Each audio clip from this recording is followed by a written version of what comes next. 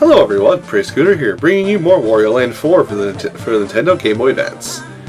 Now the reason we're here on the intro on this screen instead of actually in the game is I want to kind of explain how these files work. As you can obviously see, it tells you where you are currently, so we're in the Emerald Passage. It will tell you what bosses you defeated with a little emblem there, so we've defeated Spoiled Rotten. And if you don't defeat a boss but you find them, it will put the picture up there but not an X above them. It shows you your total money, and it shows you how many CDs you collected on the right there. This little green thing, unfortunately, I don't know exactly what that does. If you know what it does, leave a comment. But I do not know. I'm not aware. I was not informed this would happen. Anyway, press A and get right into the game. Now, we're going to start from the Emerald Passage today. The reason we're going to the Emerald Passage, not the Sapphire, Topaz, or Ruby, is simply because the Emerald Passage is like the tutorial. It was like the tutorial about how the rest of the game works before you get into complicated puzzles. So let's go ahead and jump right into Palm Tree Paradise, a place you want to go on vacation, of course. Now, the reason why we're now. These videos are actually going to be kind of short. Some of them will, some of them won't. But the reason for this... Oh god, the music. The music's generally pretty good in this game. This is the one track I have a problem with. Anyway, these videos are not going to be very long in length. If you're looking down below, that is, you'll see that. By the way, bash everything you see. The reason for that is because I actually want this LP to last a little while longer than two weeks.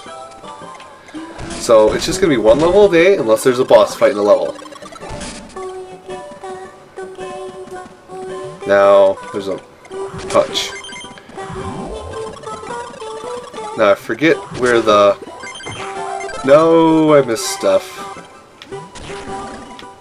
And plow you over.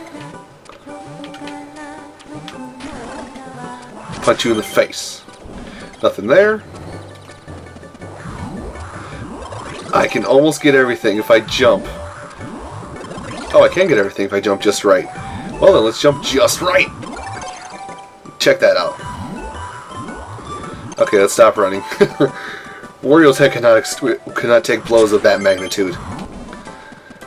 Now I keep jumping at walls just because sometimes there's something hidden in a wall. Your face. Look at that expert maneuver. Now up here is actually a diamond, so we can go around that if we wanted to. This is actually more or less for a quick shortcut back to the end, but we need to use our hold the R technique to break blue blocks.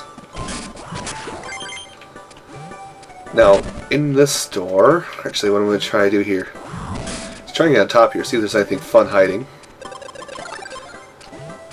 Oh yeah, there's actually something pretty interesting there. Let's see if I can't jump to it.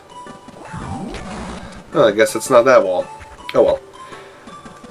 Ah yes, and here. There's actually a lot of enemies in the game, so don't expect to see something like this all that often. Or, what I should say is, enemies don't recycle very often. Pretty simple. Oh, because it wasn't really in the last level. Ladders, you can climb them by holding up and down. It's pretty simple. These purple pipes. Now, purple pipes are very important. Purple pipe people eater. God damn it, I can't do a tongue twister. They will always have a diamond hidden in them, and this is where a big part of puzzles come in.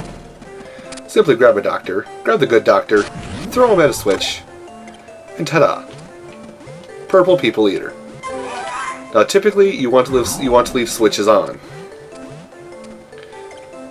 Doc, you're in my spot. I hit him. Now, when you see a long chain of stuff like that, always try and ground pound because more likely there's going to be something hidden at the bottom of that massive amount. Now, there is something there. I can see the ground. Oh, I'm a genius. I think it's actually more for leaving though, so yeah, that's actually more or less a quick route out. Punch. Now, in this wall, I'm not sure how they're supposed to tell you how you're supposed to figure it out. I'm going to assume that it's by the yeah. This one's just because you're running out. You'll find that. So, but I'm assuming how you're supposed to figure out this little treasure is the fact of the skull there. That's the only thing. That's the only thing that's there. All fades away. You get the CD. So now you can listen to this soundtrack all you want. Yay! Now that switch. I think I know where that switch is. Yep, right down here. That's. Oh yeah, it is that switch. Always pay attention to your surroundings. Look at when things are a little oddly cut off. Oh, I know what I need to do. Now this gets into an explanation of something that this game, something that the Warioland series kept as a tradition since Warioland 2, is power-ups. Come here, you. Hey, throw something at me. Fine, I'll bust you up. Now throw something at me. Your game fails. Anyway, transformations in this game. Throw. That's Fat Wario, by the way. How transformations work is basically certain enemies can cause certain effects to happen to you. That enemy causes you to become Fat Wario. You basically ground pound. You can't move very fast, but you will basically ground pound at all times.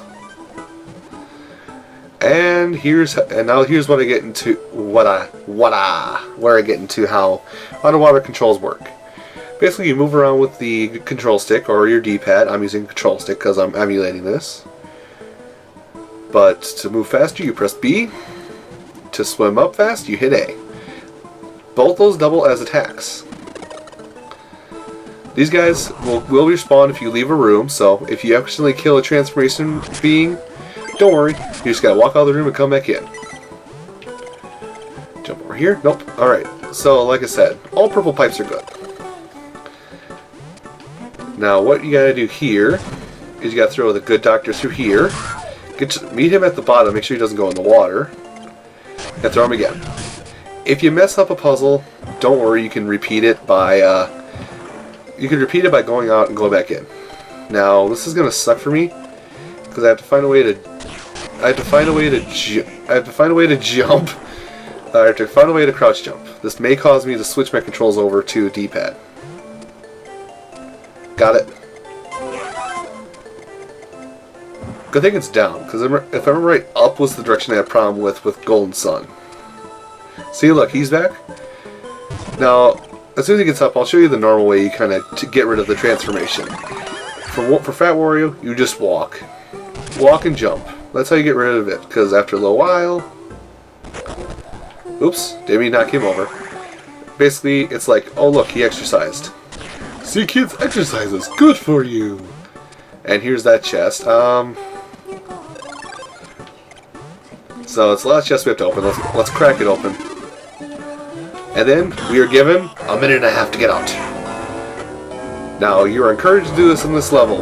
Hold R to book it. Jump here to get your treasure. If you were doing it like I said you could. There was the other, well, I'll show you the other spot up there.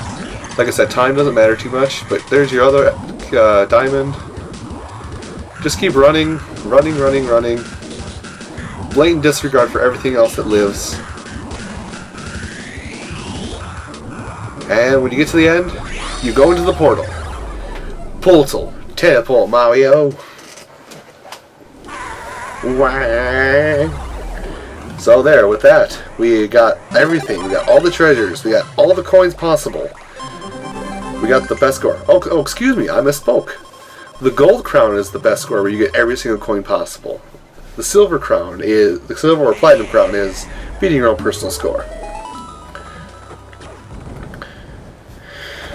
So with that opens the door to the next area.